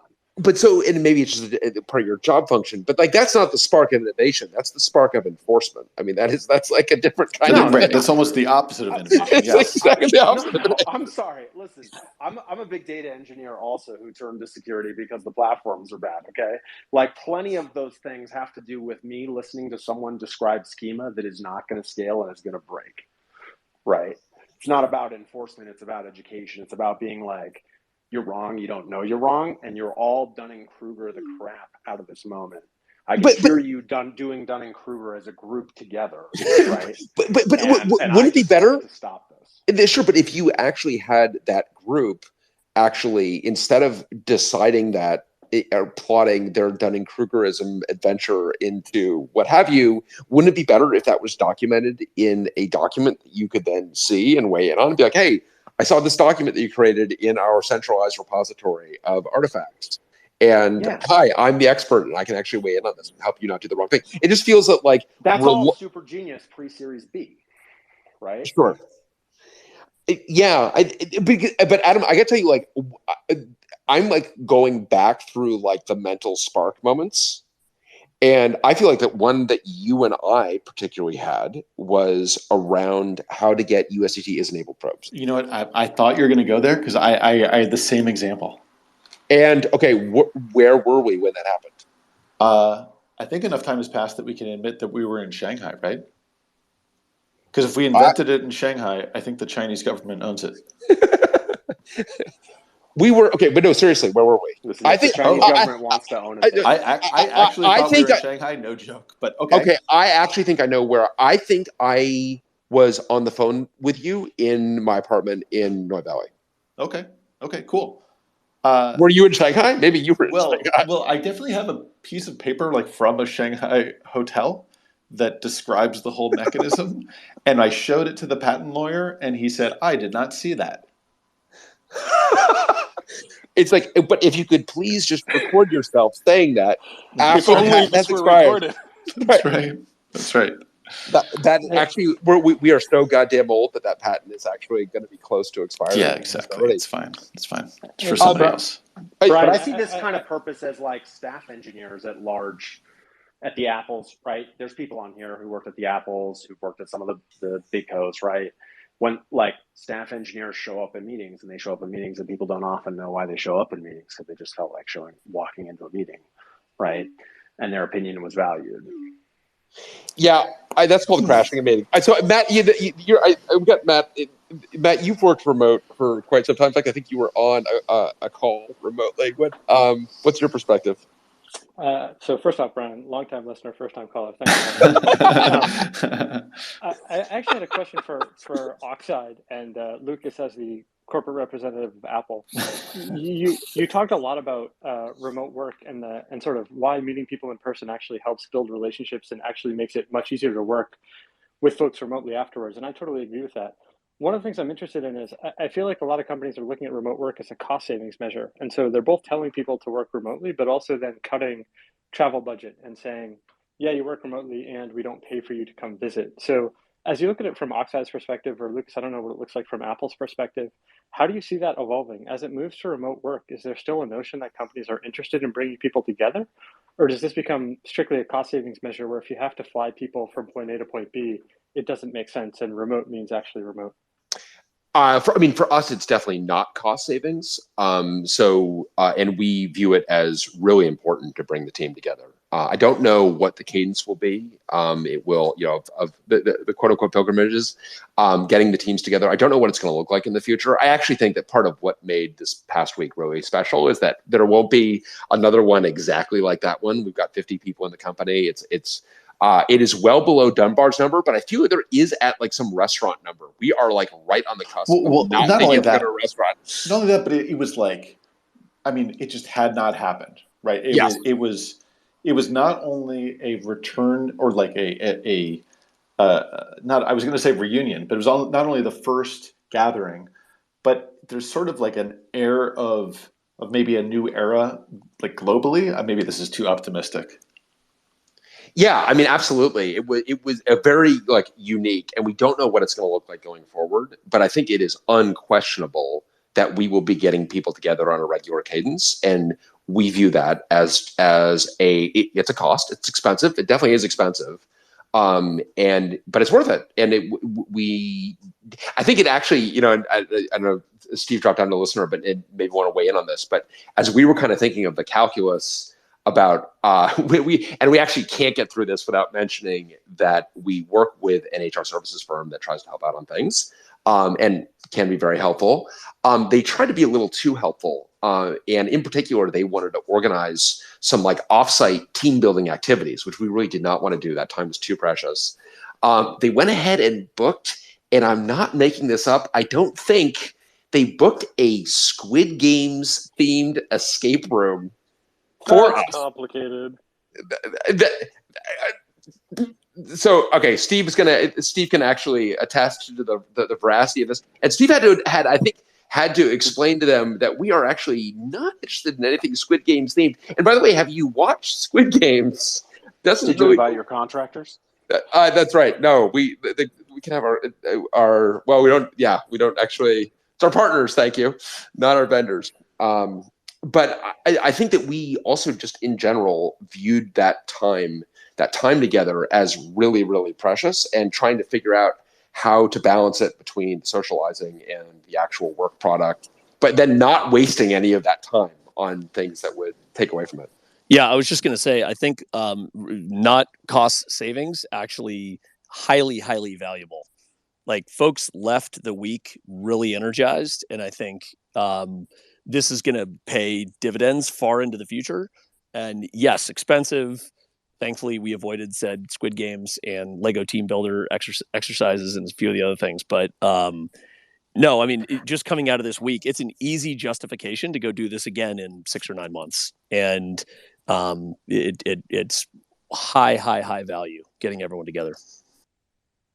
So I think unquestionable that we're going to continue to do it. And I think, Matt, to maybe the question of all right, so why is Oxide remote?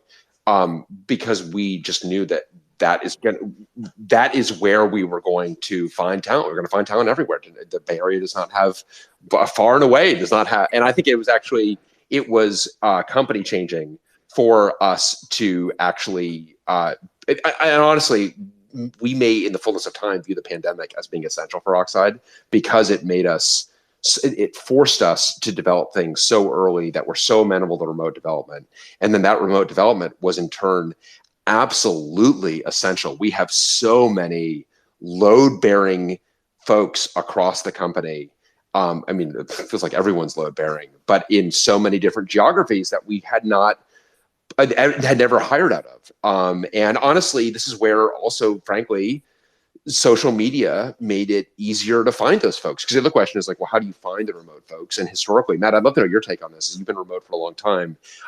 You're in the Bay Area and then remote. Do you feel that Bay Area time was really essential, Matt Amder, to kind of build that network that you could kind of build upon going to the next gig?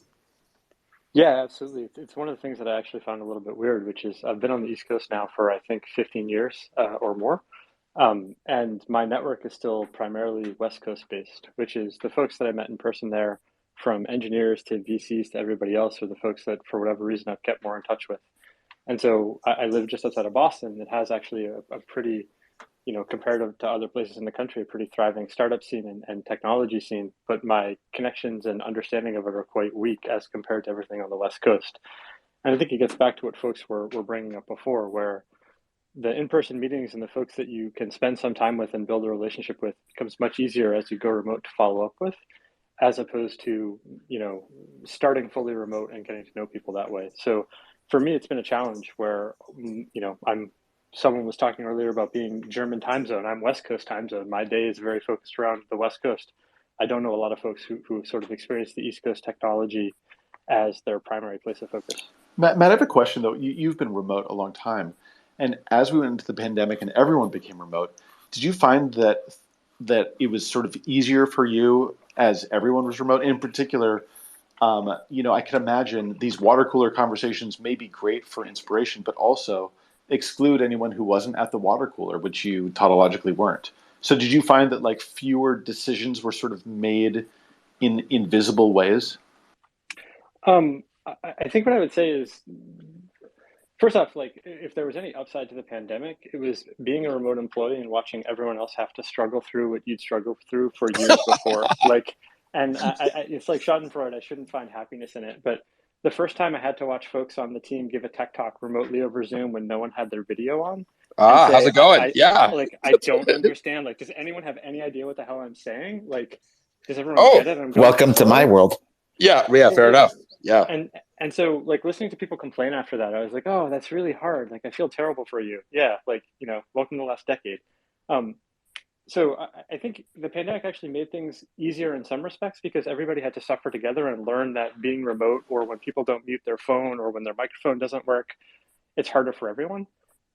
What I found in terms of the decision making is that, unfortunately, I think a lot of the folks that were local that moved remote sort of kept talking to the same set of folks. And what was harder was to convince people to break outside of their social circle. And social, I don't mean like, friends. I mean people that they work with on a day-to-day basis or collaborate. And I think it gets back to that notion of the people that they'd worked with previously in person and had a relationship with tended to be the people they'd reach out to and talk to when they were remote. And I'd say it took us at least 8 to 12 months to get people to think about, hey, like, when you make a decision after a small conversation with people, send an email or write it down or let other people know, or any of these things. And so after a year, I think it did get better, but it didn't improve at the pace, Adam, that I had sort of hoped or expected it would. Interesting. Yeah, interesting. And I feel we had an advantage, honestly, being at a formative stage when we were doing that. We didn't have to tell people to write it down because that's kind of the culture that we were in the process of already building when the pandemic hit, which I think made a lot of that stuff easier. One of the things that we added that right as the pandemic hit, a couple things. One of them was a daily water cooler that is deliberately non-work related, time-boxed conversation that is 100% optional. And some folks opt in, some folks opt out, some folks opt in some of the time and opt out some of the time. So when I was at Microsoft, so my team was 100% on site before the pandemic. And then once the pandemic started, our manager put an optional weekly water cooler chat on the calendar. So we could just spend time hanging out and chatting like we used to do in the cafeteria at lunchtime. Yeah, and I think that's been interesting. I mean, that to kind of have that daily unstructured time has been fun. It's been allowed me to get to know the colleagues that for whom that is, because I think what we found is like some people really needed that and some people really don't, and that's fine because we've got it kind of depends on how introverted versus extroverted versus how kind of important that stuff is to you. But I have really appreciated the folks that are there on a regular basis. I've gotten to really know at different levels, and I've really appreciated it. Another thing, Matt, that you mentioned that I think is really, really important, and Lucas, maybe this will really satisfy the other side of this, is I really don't know how people start their careers in an all remote world. You graduate from college, you're 22 years old, you get your dream job, and now what? Like, do I move back to my home city. I mean, so much of a part of being a young adult is that experience of moving to a new city, and you've I feel like that is it's the Tootsie shot, right? From the movie Tootsie. You've got that long telephoto of Dustin Hoffman walking in the city. I feel like that's a really important aspect of being young in your career, and like that. I don't know. Like, how do we deal with that? Maybe am I being fusty here? Is that not required? That's going to be brutal. I mean, being like 21, 22 or whatever, graduating from college, starting a new job, I guess moving back with your folks, like Zooming from their basement, needing to like get on someone's calendar in order to ask them your kind of dipshitty first day of work questions. It's going to be brutal. Yeah. Yeah, sorry. I was just going to say, one thing I've noticed from folks around that age cohort that I've been working with, no judgment here in either direction, but they, in general, have a very different risk assessment of COVID than I do, or other people I know with young kids do. And so I feel like a lot of those things that we all went through in our like early 20s, moving somewhere and like making a friend group and going out and doing stuff, like that stuff is still happening. And then other than that, it's kind of like an international relocation in that it's like you're talking to them and eventually they're going to get where everybody else is. And you're just kind of like, that's the target in the future that you're just kind of aiming for. And it seemed okay. And again, because everybody is an equally sized rectangle on your screen, the playing field is pretty even. And yeah, when we start going back to the office, I think that might change a little bit. Well, and I wonder if those companies, because clearly there are going to be those companies that are going to be office dominant, like those companies that have recalled their employees. They're going to be clearly those companies that are not, that are remote. And is it going to be a kind of career progression that you go work for an office dominant company for your first couple of years, and then you go work for a remote company? Another. I mean, I think as a boomer, I'm uniquely qualified to comment on this. I think one thing that you... How dare you, sir? I've been surprised is that for folks who are graduating college in the pandemic, they don't know anything different. And I think if you don't know anything different, it actually makes this a lot easier. The people that it's been hardest for, I think, are actually those who were like 2 to 3 years into industry after college when the pandemic hit. Yes, tried I to do switch that. a job. Yes. What I found is that the folks coming out of college were sort of like, this is the world that we live in. This is what I do. This is normal, and didn't have anything to compare it to. And so figured out how to make it work. Everybody else is sort of like, oh my God, this is bizarre. I don't know what to do. And so the longer it's gone on, I think that's gotten easier. But for folks who are really just starting, I think they don't know any better. And in some sense, that's made it a lot easier. I think you're exactly right. And I think you had people for whom the music stopped. They went to kind of first job after school. They've been there for 2 or 3 or 4 years. They are just beginning to maybe set some roots down in the city, but not really. And now they want to change jobs. And now they're in a remote job. I think that is a really, as I said, everyone in the pandemic had their own challenge because they lost that variety of life. And clearly those with toddlers, especially delightfully belligerent ones, had their own challenge. Those with older kids had their own challenge, but those folks living alone had their own challenge. And I totally agree. I think that is the demographic that got really, really nailed. And I think it's getting its probably feet underneath it now, but I think it was a big adjustment. So I mean, I think the future of remote work. Matt, what's your take on, is the future of remote work brighter, dimmer, or the same since pre-pandemic from your perspective? So, I mean, like Lucas, I'm here representing a big company, I guess, but I'm a private citizen. So for disclosure, I work for VMware. You chickens. You are all official spokespeople for your companies. I think every company is different. What I've been happy about is that, at least at VMware, they formed, as any big company would, a future of work committee. And so, like big companies do, we have process, we have committees. But okay, wait a minute. Okay, hold on. Stop. This is like, are you on this committee? Yeah. First of all, this is like Adam's Sharp and Faster from last week that I still am adjusting to. Sharp and Faster, I had so many questions on, or Sharp and Fast. Sharp and Fast. Matt won the Sharp and Fast award, but that's a story for another space. Okay, so the committee to decide the future of work. I mean, clearly there's talk about like what size is the table, what is the shape of the table in that room. I mean, clearly, how does that committee work? Is that a remote or is that in person?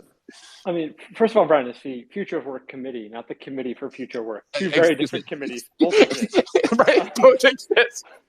For the Future of Work Committee, it's basically full remote. They picked a bunch of people at various levels, people who had been full-time, people who had been full remote, people who had just started, and threw them in a room and said, hey, in 5 years, do you want to be working in an office? Do you not? What do you think work should look like?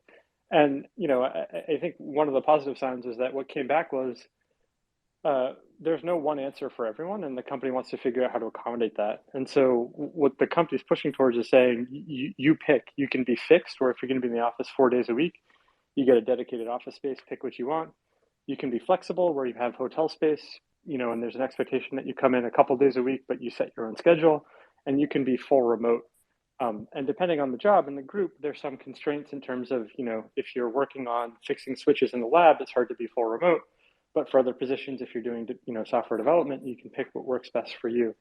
And so I think the future of remote work is actually brighter today than it was prior to the pandemic, in that it's way easier. We have way better tooling. People have suffered through phone calls. It's still 2 years into it, and I have to tell people mute your mic if you're not talking, but I have to say it less than I did before. And I think people have seen the value of having that flexibility.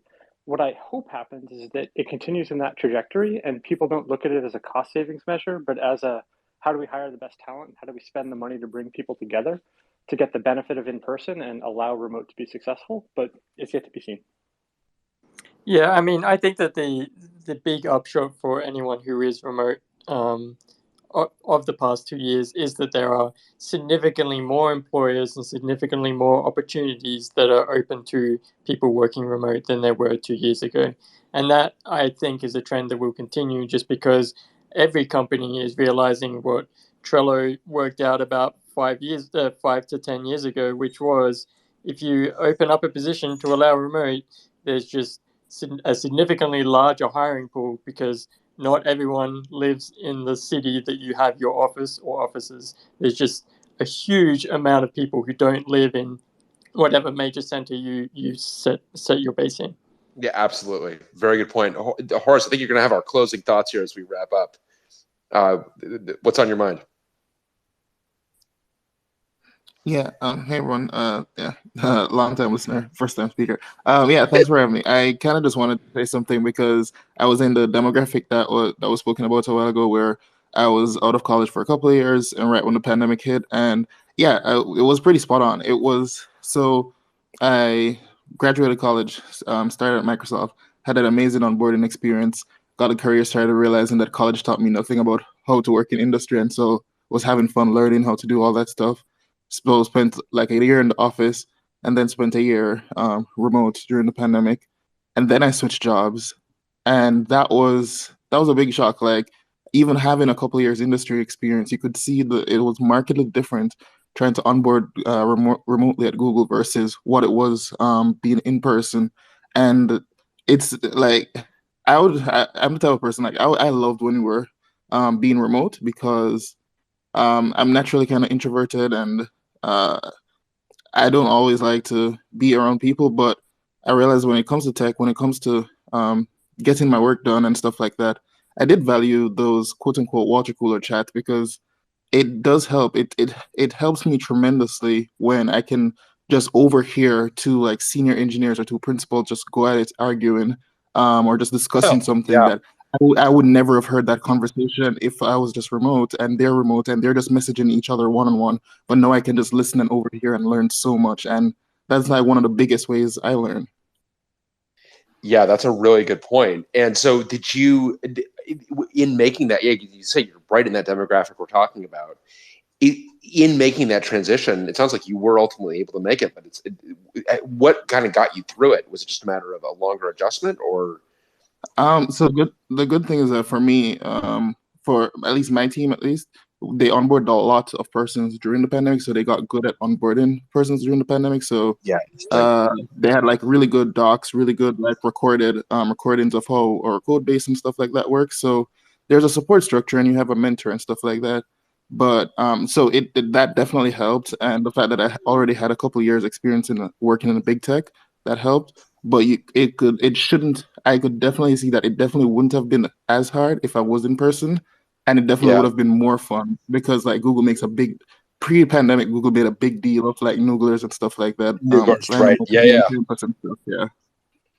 Yeah. So, and did you? All right. So, and what were some of the onboarding things? I mean, you mentioned a couple of them, and maybe it was kind of that kind of content that was helping you get caught up. And obviously, we were all getting kind of better at it as the pandemic continued. Have you met your coworkers at this point? I mean, have you gotten to the point where you've been able to get back together with them?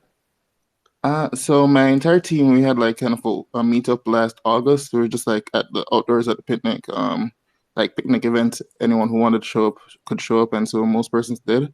That's the one time I met them, and then Google offices have basically been open since like last summer, so you can go in if you want to, and I've been going in most days of the week. But only like 2 members of my team also did that, so there are like 2 people that I see pretty regularly, but also don't work with like closely. They're not in my pod that we're working on the same project. So it's basically been, I've seen a bunch of Googlers, but not Googlers that I would say work with on a day-to-day basis. It's just go into the office. And I assume that picnic in August must have been a lot of fun to actually get with folks in a purely social setting. Yeah, the picnic in August was pretty good. Yeah, interesting.